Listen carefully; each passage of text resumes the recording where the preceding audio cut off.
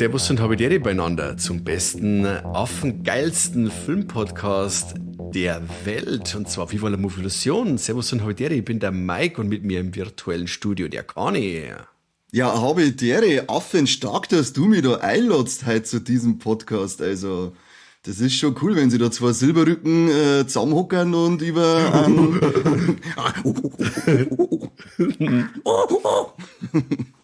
sollte man die ganze Folge so machen. Die ersten haben schon wieder ausgeschaltet. Ja, dann machen wir einen Videopodcast draus und redet man nur so und schreiben wir dann Untertitel drunter, weil das war der beste Witz auf der Welt. Cool.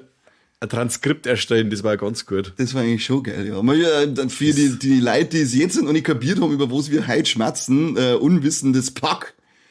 Ja. Wir haben uns im Kino Primate angeschaut. Ja. Und haben endlich wieder mal Tierhorror im Kino. Das ist sehr selten, Freunde.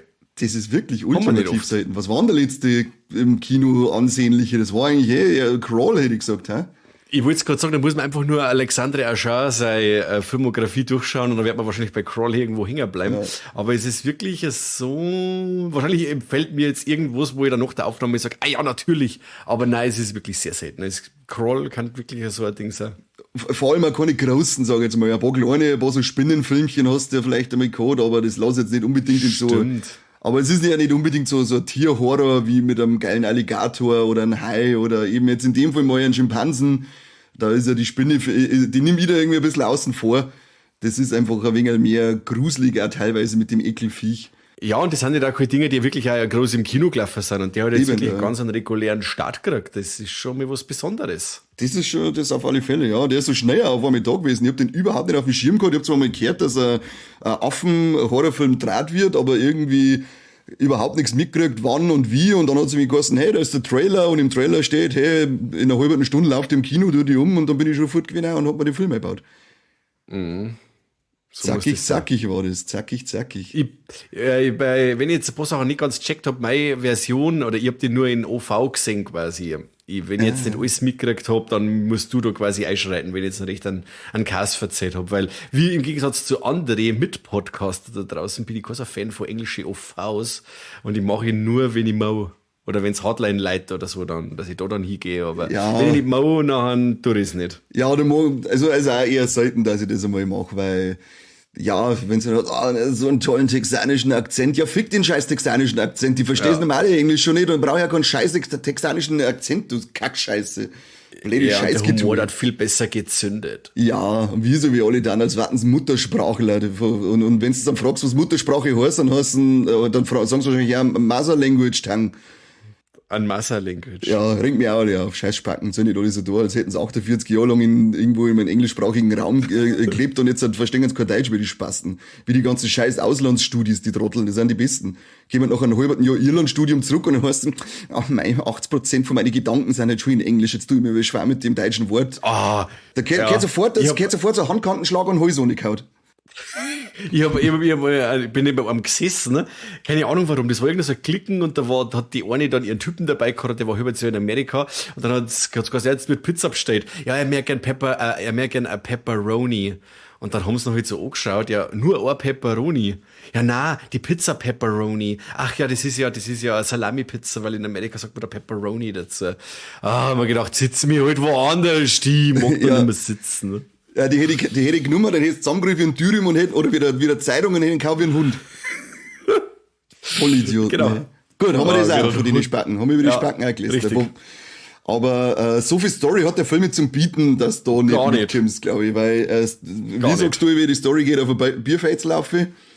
Absolut. Ist wirklich nur Träger für Bildmaterial. Ja, aber in dem Fall, jetzt kann ich zumindest schon mal vorwegnehmen, ist das eigentlich schlimm für mich gewesen. Na, muss ich auch sagen. Also das ist, wie gesagt, Tierhorror, wenn er so ist wie da, finde ich voll okay. Und da gehe ich auch gerne mal einen Kompromiss ein, bei bestimmten Sachen, die absolut, in dem Film ich auch eingehen haben müssen, aber wo ich andere Filme vielleicht das eher übel genommen hätte, aber in dem Fall muss ich sagen, ob jetzt die Figuren Arschlöcher sind oder farblos oder was, das ist dann mir scheißegal, die hat doch sowieso bloß, wie der Robert Rodriguez gesagt hat, Meat for the Grinder. Ja, das genau. Ist mir jetzt eigentlich, für das ist es aber dann eigentlich so, dass eigentlich schon verhältnismäßig viel Energie aufgewendet wird, die am Anfang einzuführen, obwohl es eigentlich bloß uninteressante Pfeifen sind, oder? Ja, So die erste halbe Stunde. also er braucht schon ein bisschen, bis er an Fahrt aufnimmt und die Figuren sind nicht wirklich alle eine behinderter als die andere.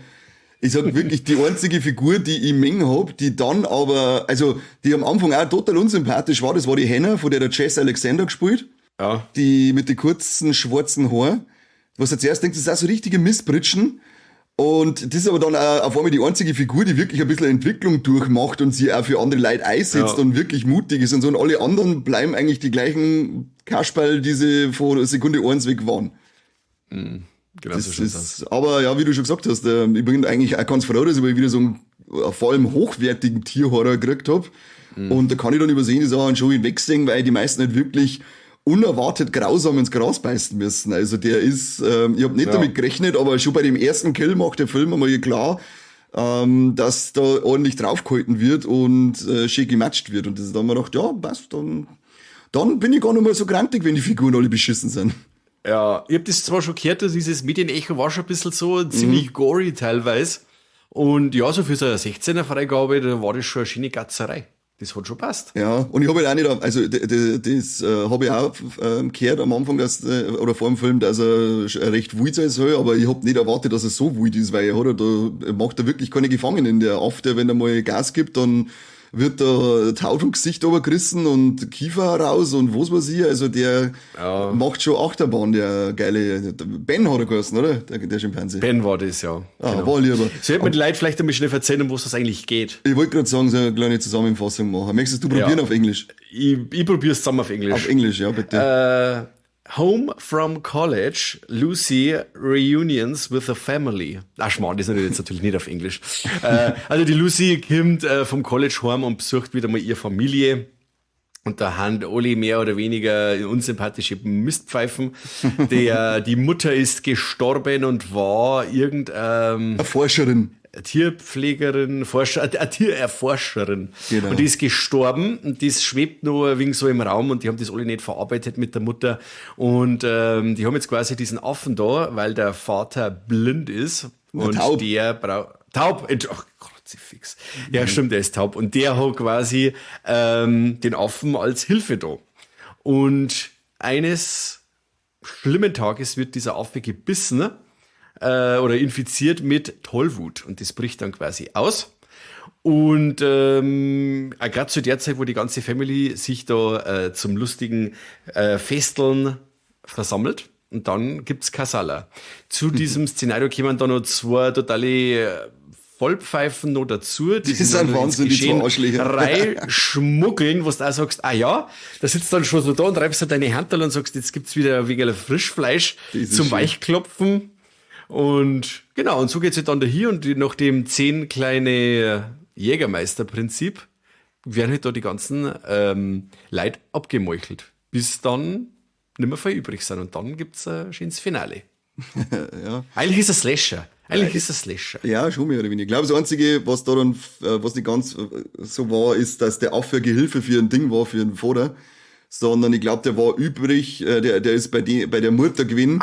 Und die hat den aufgezogen. Genau, und deswegen war der noch da und war halt dann mehr oder weniger vollwertiges Familienmitglied. Ja, weil, stimmt, da hat man mal ein Foto gesehen, gell, und so, dass sie den schon von klar aufgehört hat. Und der Vater hat den quasi halt noch, weil er halt noch da ist. Quasi. Ja, das ist wie eine Katze halt, die da im Hof zuläuft.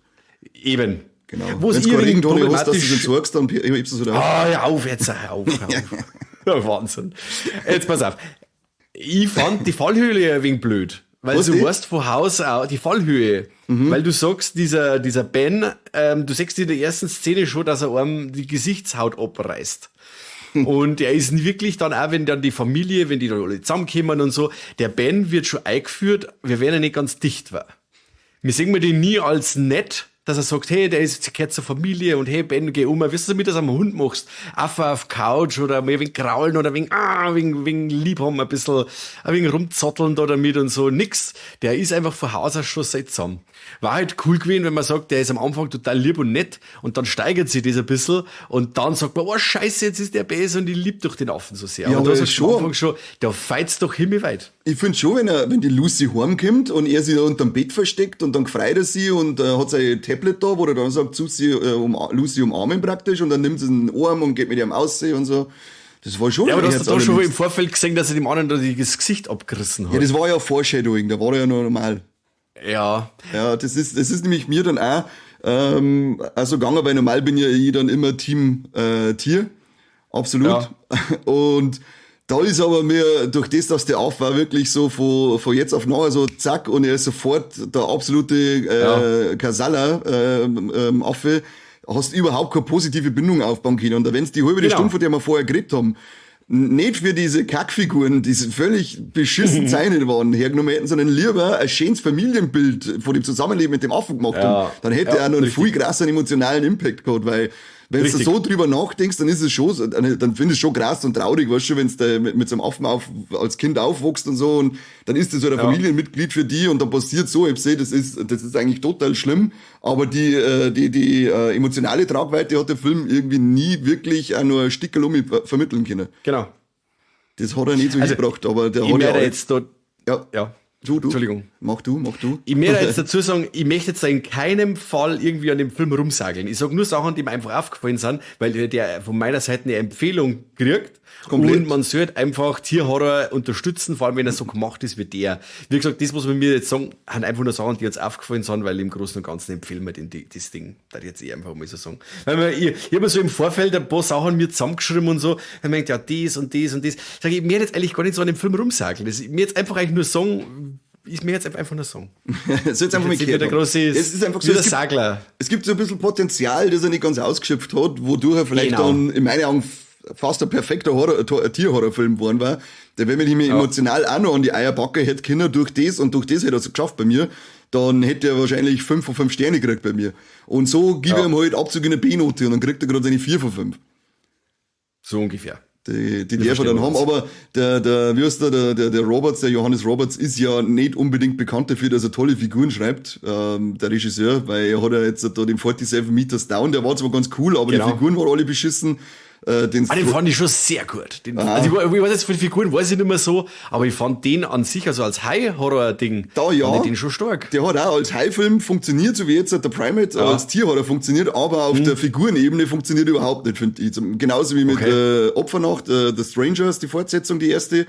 Figuren auch alle durch die Bank beschissen. Zweite 47 Meters Down sowieso. Resident Evil, Welcome to Raccoon City, waren ja die Figuren auch alle beschissen, obwohl er da ja Vorlage gehabt hat für gute Figuren. Also, ich weiß nicht, er kann gute Filme machen, finde ich, weil auch Resident Evil, unsere Hörer wissen es ja mittlerweile, dass wir den nicht so verteufeln, wie er allgemein verteufelt wird, aber Stimmt, das größte Manko, was ich bei den seine Filme habe, dass ich wirklich nie auch nur annähernd irgendeine Bindung zu irgendeiner Figur aufbauen kann. Ja. Das hat er bisher für mich nicht geschafft. Nein, sehe ich auch so. Ich kann es jetzt, wie gesagt, mit die 47 Meter Stunt-Filmen nicht mehr so genau sagen, aber da bei den anderen Geschichten, da gebe ich dir auf alle Fälle recht. Und der hat ja auch einen Leon S. Kennedy auch sehr gehasst, glaube ich. So wie er die Figur angelegt hat in Resident Evil, den hasst er. Er sagt, die macht er von Haus aus jetzt beschissen. Vielleicht mag er sein Nick Carter Gedächtnishaarschnitt nicht oder was. Es kann sein, ja. Ich weiß nicht, aber da ist auf alle Fälle, das ist ein bisschen ein persönlicher Hass, glaube ich. Ja. Das ist, ich glaube auch. Das ist nichts oberflächlich, sondern es geht tiefer. Ja, das Aber, sehe ich auch so. Naja. Und der Film, so ein Tierhorror-Film, der steht und fällt immer mit seinen Effekten. Oh ja. Und das fand ich in dem Film mega. Ich habe mich eigentlich schon damit abgefunden gehabt, wie ich die Prämisse gehört habe mit einem wild gewordenen Affen. Okay, die Nahaufnahmen wären practical und alles andere ist CGI und schaut dann wieder affig aus. Haha, Ja. habe ich es einmal gesagt. Auf jeden Fall ist es in dem Film nicht so. Ich habe das eben voll abgekauft. Also wenn's das, mir ist natürlich schon klar, dass das nicht mit einem echten Affendraht ist und dass da ein Mann im Kostüm ist. Aber wie die das umgesetzt haben, war echt stark. Da die Ambition, dass man sagt, man setzt das alles ohne CGI oder mit wenig CGI um und alles mit einem Menschen im Affenkostüm, diese Herangehensweise fand ich super. Weil so viele andere Filme gerade an dem gescheitert sind. Jetzt letztes Beispiel, zum Beispiel der Bambi, The Reckoning. The Reckoning. Und der war auch so ein Ding. Was du sagst, war an sich nicht schlecht von der Atmosphäre oder auch vom Gore her, aber das Bambi schaut halt einfach mega beschissen CGI-kackig aus und das, dann Grausam. nimm ich der ganzen Geschichte schon nix ab. Und das war halt bei Primate ich hab gewusst, die wird irgendwann Primal sein. Ja, du hast gesagt, als wir ausgemacht haben, dass wir den aufnehmen, hast du schon 6-mal Primal geschrieben und ich habe die ganze Zeit gefragt, was für einen Film ich denn eigentlich aufnehmen? Ja, es tut mir leid, ich hab gewusst, im Podcast werde ich es mindestens einmal sagen. Jetzt ja, ist ja typisch für so einen Halbaffen wie die. Ja, Primitivling halt. Richtiger Primitivling. Genau, nein, fand ich gut. Das ist selbst, das nehme ich ja noch ab und auch diese Nahaufnahmen mit der Mimik und so vom Affen und wie er dann immer fertiger ausschaut mit der Rotze und der Säufer, der ihm vom Mund ausläuft und so. Cool.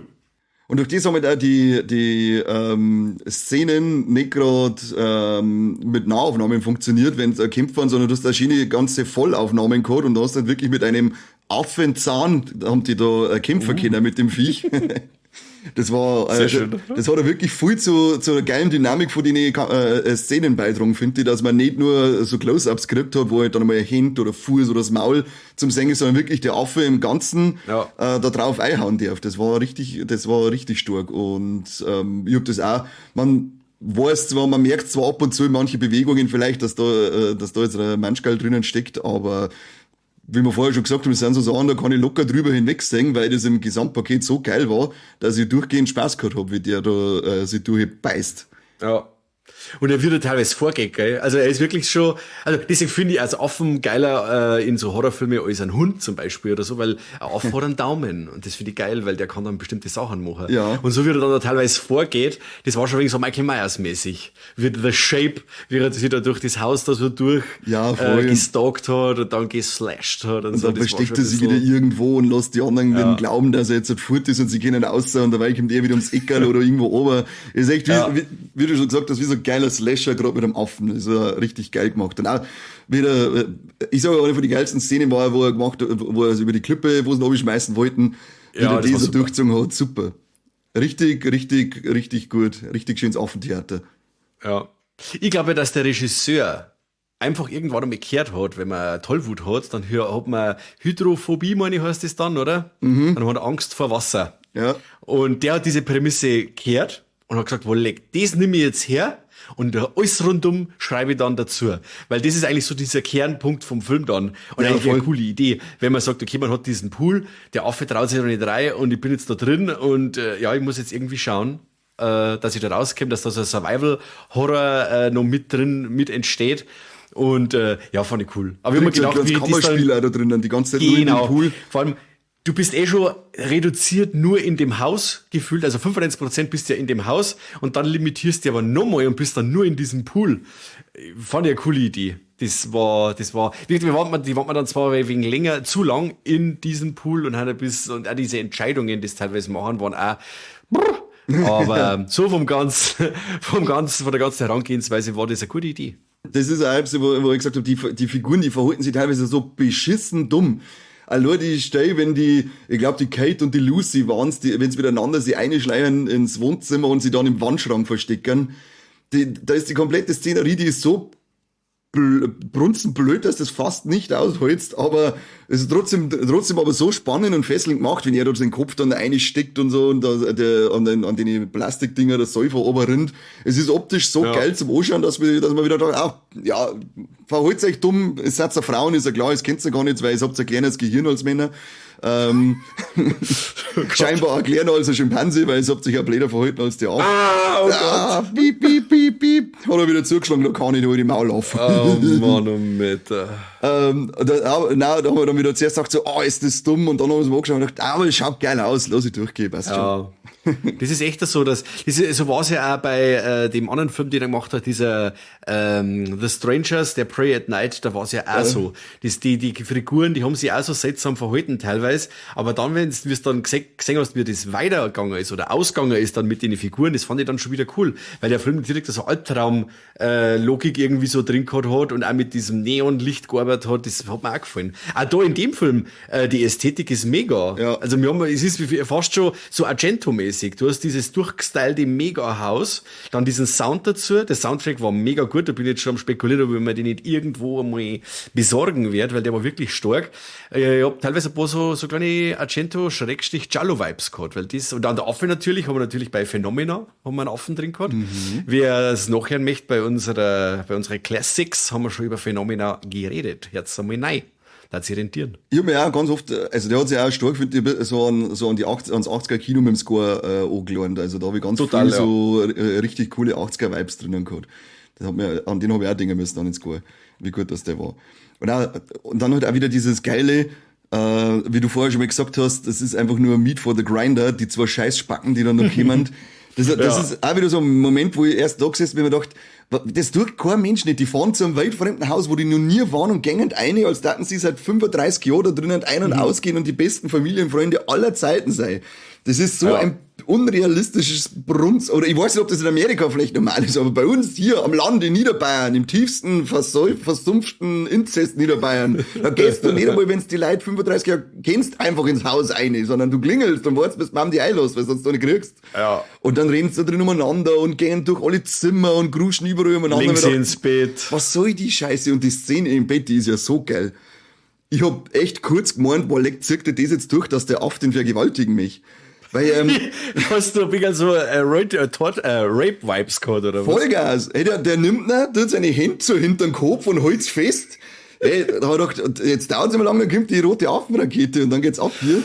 Scheiße. Ich bin echt so ein bisschen im Kino gesessen und gedacht, wow, das, wenn du jetzt nicht machst, das war ja hier, das war schon affenstark, muss ich sagen. Also, aber, keine Angst für alle, die Angst haben vor Sodomie, mal umdreht, wird nicht geraped, es wird nur Kiefer gerippt.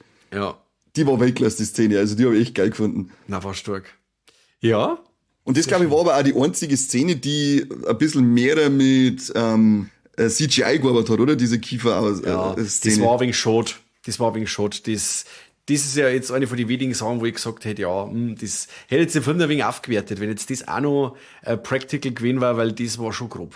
Weil das ist ja auch nicht so also es ist dann schon ruckartig so gegen Ende, aber so wie er da reingelangt und das Ding dann da abreißt, das ist schon genüsslich, sage ich jetzt einmal. Das hat ihm schon taugt, ja. Das war aber dann mit dem CGI was direkt ein Affront gegen die vorherigen handgemachten Effekte. Und Affront, AFF, Rahmen auf wieder genau. drinnen, gell? Also hier sehr gut, der Podcast und das ist die Folge mit den schlechtesten Wortspielen aller Zeiten. Ja, das hat er ihm nämlich im Affekt hat er ihm einfach einen Kiefer ausgerissen. Was hätte denn da sein? Ja, was soll denn da? Er ist halt anscheinend recht kieferaffin. Oh.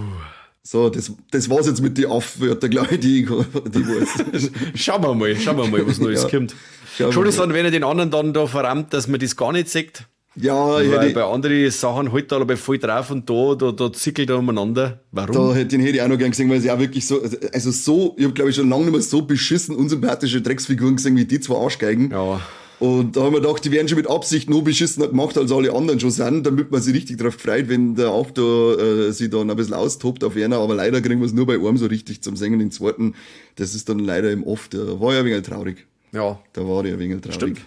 Stimmt. Aber so im Großen und Ganzen für Freigabe ab 16 und so und für seine 90 Minuten hat der eigentlich alles so gemacht, dass das passt. Das war schön. Komplett, ja. Also das ist wirklich, hat der 90 Minuten gehabt gerade? Waren das nicht mehr, oder? Ich glaube genau 90 Minuten. Der hat wirklich, bis auf die erste halbe Stunde, da ist vielleicht mal kurz ein wenig ein Durchhänger, hätte ich jetzt mal gesagt, aber wenn er dann loslegt, dann gibt er richtig Gas und dann wird's da nicht mehr langweilig. Dann, wie ich vorher schon gesagt habe, wird er mit einem Affenzahn wird da durchgekürzt, dass du direkt sagst, da ist so viel Reibung, dass jetzt eine richtige Affenhitze entstanden ist. Um Himmels Willen, Scheiße. Ja, da müssen wir zum Ende kommen. Ich halt's nicht mehr Warum? aus. Gib mir der Ruhe, du Lackaffe. Das ist so affig da herin. Ja, weil du so ein Lackaffe bist. Scheiß Maul auf.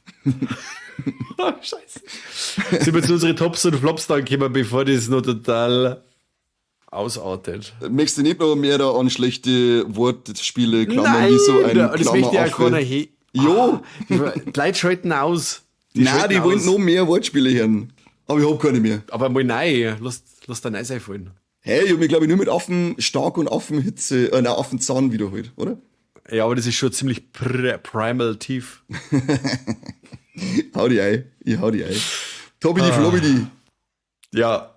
Wie schaut's aus?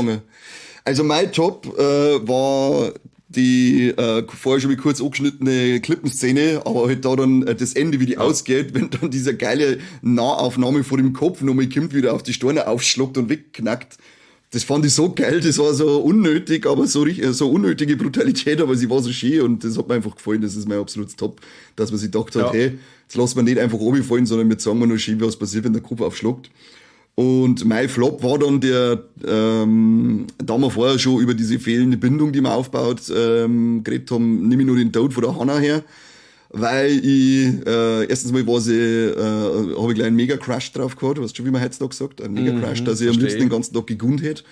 Und sie war halt die einzige, die wirklich irgendwie eine Entwicklung durchmacht und sie halt dann voll einsetzt auch für die Lucy, die sie gegenseitig nicht mengen, aber sie sagt ja trotzdem, soll ich nicht sterben, ich riskiere mein eigenes Leben dafür, die mutig war, die, was eigentlich gemeint hast, das ist die absolute Obergurken, die nur auf ihren eigenen Vorteil bedacht ist, aber das war die einzige, die wirklich geschaut hat, dass alle irgendwie da durchkommen und deswegen fand ich schade, dass die dann nicht mit ihrem Leben belohnt wurde.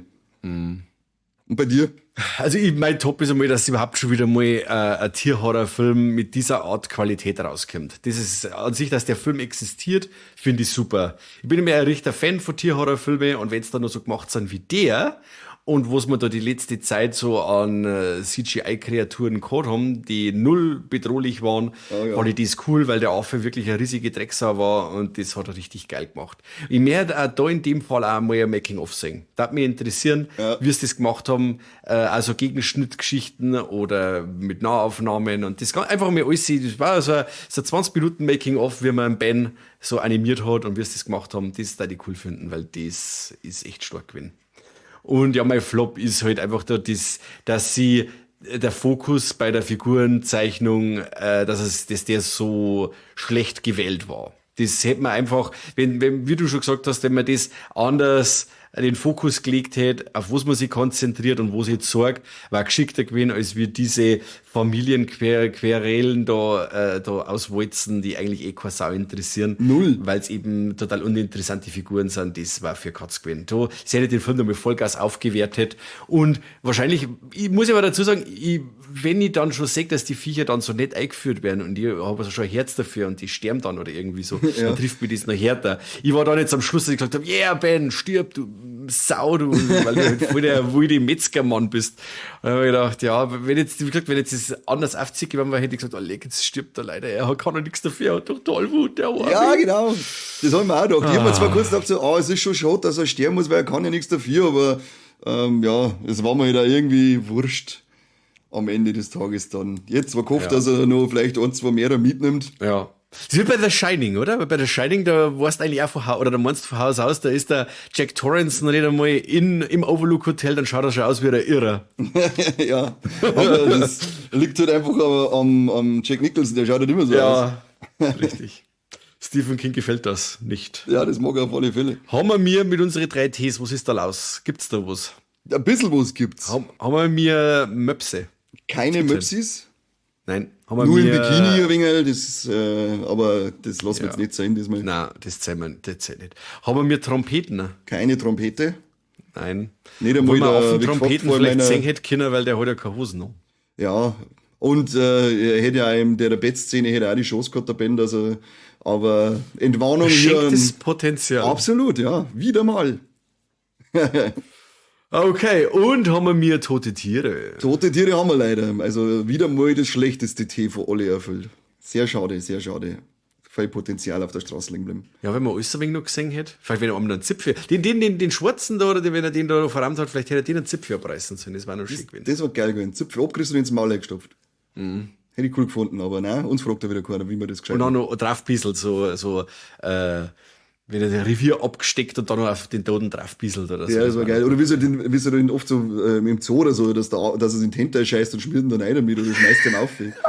Auf das habe ich auch noch gewartet. Bis du 1000 Reels schon gesehen hast, wie sie da mit den Hinter scheißt, dann schmeißen sie irgendwo ohne. Und ich denke, ja, was ist jetzt mit dir, Ben? Scheißt du mit den Hinter und schmeißt ihn umeinander. So schnell warten die von dem Pool, so schnell hättest du gar nicht schauen können, wie die vom Pool auswarten, wenn er da so einen Scheißdreck eingeschmissen hätte. Da haben sie auch nie auf die Idee gekommen, gell, dass sie mal hinduschen oder so zu haben, wenn er Angst vor Wasser hat und so, Nein, dass sie mal hinduschen oder irgendwie so. Nein, da kommt er von oben. Ja, weil er die gleich am Krawattel packt, so hast du gesehen? Ja, dann kommt er von oben und reißt die Haar ab. Das war duschen er so ab, den Burschen. Ja, da wäre der Spitzen, der Hans Wüst, aber gut. Sie waren ja, wie wir schon ein paar Mal gesagt haben, nicht die klügsten Kerzen, nicht die hellsten Kerzen auf der Torte. Nicht. Nein, und die waren gut weiter, das hat dann schon passt. Das stimmt, ja. Okay. Mehr kann man eigentlich nicht sagen zu dem Teil. Außer sollte man sich anschauen, weil das Ding macht Spaß. Genau. Jetzt, wenn sich die Folge 3-mal hintereinander anhört, ist das eh genauso lang, wie der Film dauert hat. Schon, ja. Ja, das stimmt, ja. Schon, ja. Bisschen was wieder nur rausgeschnitten und dann... Ja, aber fein nicht, weil die Wortspiele alle so gut sind. Das stimmt, ja. Das stimmt. Ja. Ich glaube, ich nehme nur mal eine Folge allein auf, indem ich mir von Gemini das nur so zusammenschreiben lasse, dass es nur Worte mit mindestens AFF drin gibt. Okay. Und die Folge muss 6,5 Stunden dauern. Das wird dann unsere erfolgreichste wahrscheinlich. Ja, klare Sache. So, Also Leute, geht's ins Kino, schaut euch die Gaudi an. Geht's eigentlich grundsätzlich immer ins Kino, dass das Ganze ein bisschen unterstützen. genauso.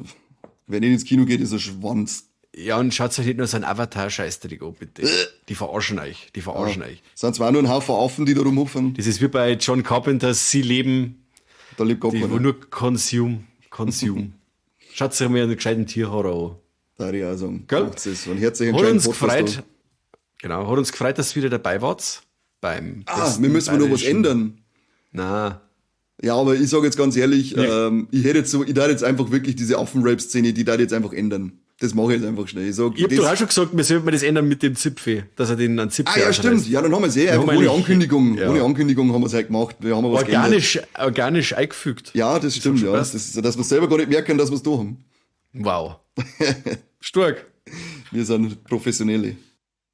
Das sind wir dann, jetzt probieren wir es nochmal mit der Abmoderation. Ich freue mich Versuch's. auf jeden Fall, dass ihr dabei wart wieder beim besten bayerischen Filmpodcast der Welt.